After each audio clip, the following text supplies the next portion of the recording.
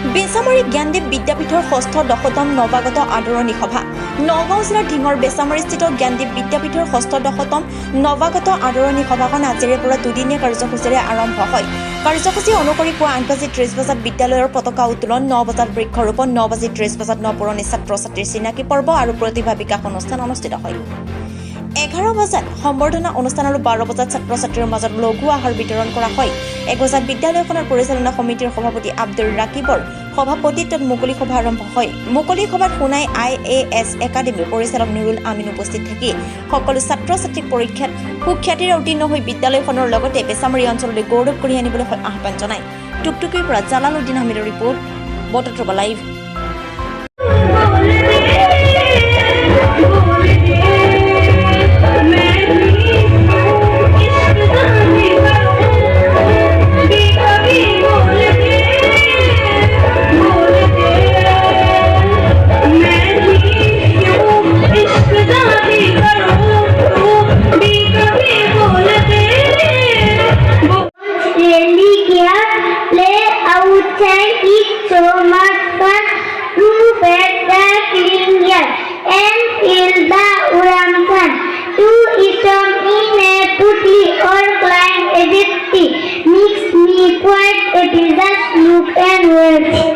কৰ্মীবৃন্দ, আপোনালোকক অশেষ ধন্যবাদ। আপোনালোকে আমাৰ এই ষষ্ঠ নৱাগত আদৰণি সভাৰ এই অনুষ্ঠানত আপোনালোকে আহি পেলাই উপস্থিত হোৱাৰ বাবে আপোনালোকক অশেষ ধন্যবাদ জ্ঞাপন কৰিছোঁ। আজিৰ এই অনুষ্ঠানটো আমাৰ এই বিদ্যালয়টো 16 বছৰত ভৰি দিছে। 16 বছৰৰ পিছত 16তম নৱাগত আদৰণি সভাটো আমি এই বছৰ উদযাপন কৰিছোঁ আৰু এই কাৰ্যসূচীত আজি যিখিনিয়ে গৈছে, পৰৱৰ্তী কাৰ্যসূচীত আমাৰ মুকলি সভা এতিয়া হোৱাই নাই। মুকলি সভা আছে। মুকলি সভাৰ পিছত কাইলৈকে আমাৰ সাংস্কৃতিক অনুষ্ঠান আছে। আপোনালোকক কাইলৈ সকলোৱে যাতে উপস্থিত থাকে তাৰ বাবে অসমৰ ৰাইজক অনুৰোধ জনাইছোঁ আৰু এই বিদ্যালয়টো উত্তৰোত্তৰৰ বাবে সকলোৱে আশীৰ্বাদ কৰিব বুলি মই আশা ৰাখিছোঁ। ধন্যবাদ। আমাৰ নমস্কাৰ, আমাৰ সংবাদ কৰ্মীসকল। এই সভাতে আমাৰ জ্ঞানদীপ বিদ্যাপীঠ বেচামাৰিয়ে 16 বছৰ অতিক্ৰম কৰেছে। আমাৰ 2008 চনৰ 25 নৱেম্বৰ তাৰিখে স্কুলখন এষ্টাব্লিছ হৈছিল, প্ৰতিষ্ঠিত হৈছিল। সেই প্ৰতিষ্ঠিত হোৱাৰ দিনৰে পৰা এতিয়া প্ৰতিষ্ঠা দিৱসৰ লগত সংগতি ৰাখি আমি নৱাগত আদৰণি সভাখন আজি অনুষ্ঠিত কৰিছোঁ দুদিনীয়া কাৰ্যসূচীৰে। আজি আমাৰ প্ৰথম দিন। অহাকালি আমাৰ প্ৰতিষ্ঠা দিৱসৰ শোভাযাত্ৰা হ'ব আৰু সাংস্কৃতিক অনুষ্ঠানো হ'ব। আজি আমাৰ প্ৰথম দিনৰ কাৰ্যসূচী চলি আছে আৰু এটা অনুষ্ঠান বাকী আছে, মুকলি হ'ব। সেইখিনি হোৱাৰ পিছত আমাৰ অহাকালি ৰাতিপুৱা 8:30 বজাত আমাৰ শোভাযাত্ৰাৰ কাম চলিব। সকলো ছাত্ৰ-ছাত্ৰী, অভিভাৱক, অভিভাৱিকাসকল লগতে আমাৰ শুভাকাংক্ষীসকল, সাংবাদিক বন্ধুসকলক অহাকালি অনুষ্ঠানত অংশগ্ৰহণ কৰিবৰ কাৰণে নিমন্ত্ৰণ জনাইছোঁ।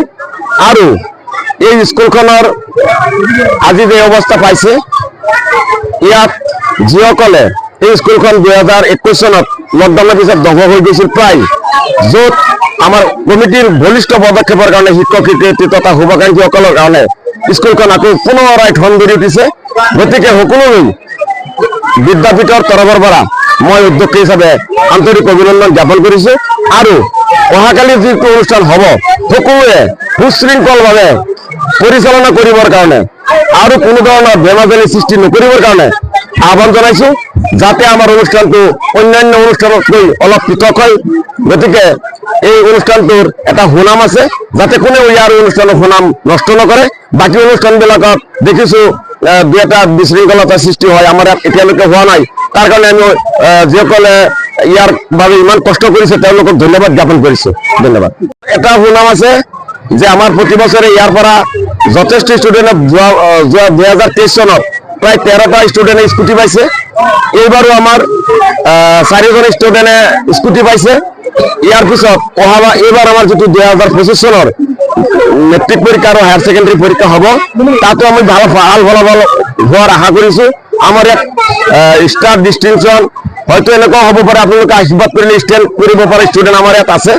অহা এই ৰিজাল্টৰ পিছত আমি এইখিনি ক'ব পাৰিম। আমি আশা ৰাখিছোঁ আমাৰ ফলাফল আগতকৈ এইবাৰ আৰু উন্নত হ'ব আৰু অধিক ফলপ্ৰসূ হ'ব বুলি আমি কষ্ট কৰি আছোঁ দিনে ৰাতিয়ে ছাৰসকলে।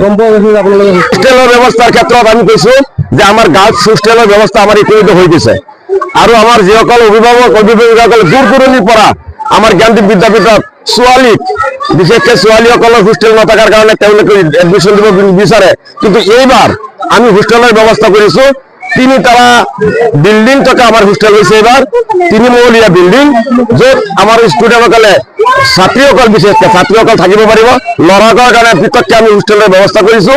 অহাবাৰ আমি কলা শাখা আছে আমাৰ ইয়াত, বিজ্ঞান শাখা আৰু বাণিজ্য শাখাও খুলিম বুলি আশা কৰিছোঁ।